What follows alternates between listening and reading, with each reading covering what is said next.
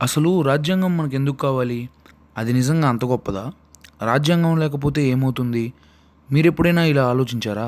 నిత్యం ఎన్నోసార్లు పొలిటికల్ డిబేట్స్‌లో గానివ్వండి, లేదా ఏదైనా అసెంబ్లీ మీటింగ్స్‌లో కానివ్వండి, పార్లమెంట్ మీటింగ్స్‌లో కానివ్వండి, ఎన్నోసార్లు రాజ్యాంగం, రాజ్యాంగం అనే పదం వింటాం కదా!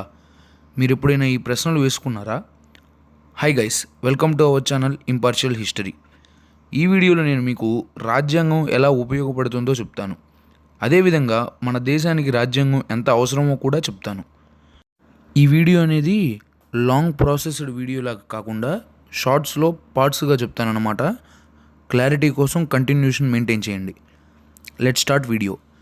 ముందుగా రాజ్యాంగం అనగా కాన్స్టిట్యూషన్ ఎందుకు అని మాట్లాడుకునే ముందు అసలు కాన్స్టిట్యూషన్ గురించి చిన్న ఇంట్రడక్షన్ ఇస్తానన్నమాట. అసలు రాజ్యాంగం అంటే కేవలం ఒక పుస్తకం కాదు. అది పుస్తకం అయినప్పటికీ ఒక దేశాన్ని నడిపించే శక్తి. రాజ్యాంగంలో ఒక దేశాన్ని ఎలా పరిపాలించాలి, దానికి కావాల్సిన ప్రాథమిక నిబంధనలు అండ్ బేసిక్ రూల్స్ ఉంటాయన్నమాట. సో పరిపాలన మొత్తం ఆ రాజ్యాంగాన్ని బేస్ చేసుకునే జరుగుతుంది. అయితే అసలు రాజ్యాంగం మనకు ఖచ్చితంగా కావాల్సిందేనా? అది లేకుండా పరిపాలన సాగదా? దాని అసలు ఈ రూల్స్ అంతా కంపల్సరీగా ఉండాల్సిందేనా? రాజ్యాంగం అనేది కంపల్సరీగా అంత ఇంపార్టెంటా?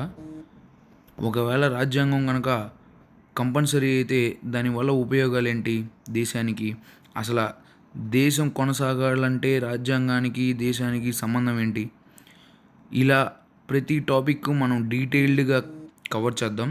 సో వీడియో అయితే లాంగ్ వీడియో కాకుండా పార్ట్స్ వీడియోలాగా పెడతానన్నమాట. సో కంటిన్యూషన్ అనేది మిస్ చేయొద్దు. Thanks for watching. Please subscribe. Part 2 అయితే తొందరలో వస్తుంది. Thank you.